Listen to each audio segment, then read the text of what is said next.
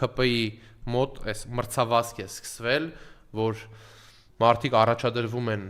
ՔՊ ցուցակում, ինչ որ մարդիկ չեն առաջադրվում եւ անընդհատ խոսում են, ինչ որ լայվեր են մտնում, ինչ որ Փաշինյանի գովքով են զբաղվում եւ մրցակցությունը ըստ էության թե ով ավելի շատ դուր կգա Նիկոլ Փաշինյանին, որ նա վերցնի նրանց իր խորհրդարանական ընտրությունների իր ցուցակում անցնելու համար, հա։ Տեսեք, ինչա տեղի ունենում, նրանք փորձում են տենց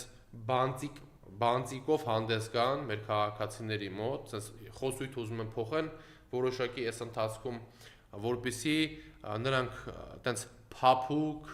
բանտիկով քաղաքական գործիչներ Երևան մեր քաղաքացիների մոտ, որպեսզի մեր քաղաքացիները մոռանան Արցախի հանձնումը, որպեսզի մոռանան Սև լճի եւ Հայաստան 200 քառակուսի կիլոմետրի հանձնումը, որպեսզի մոռանան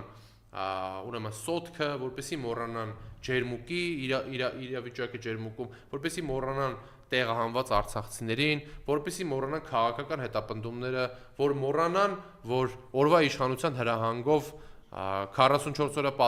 պատերազմի հերոսացին մայրերին ոտու ձեռարած երրաբլուրից իջացնում էին, որպեսզի մոռանան, որ Նիկոլ Փաշինյանը հայ առաքելական Սուրբ եկեղեցու դեմ արշավասքս է, որպեսզի մոռանան բոլոր այն զարգացումները, որոնք իրականացվել են, այն ծեծը, ջարդը,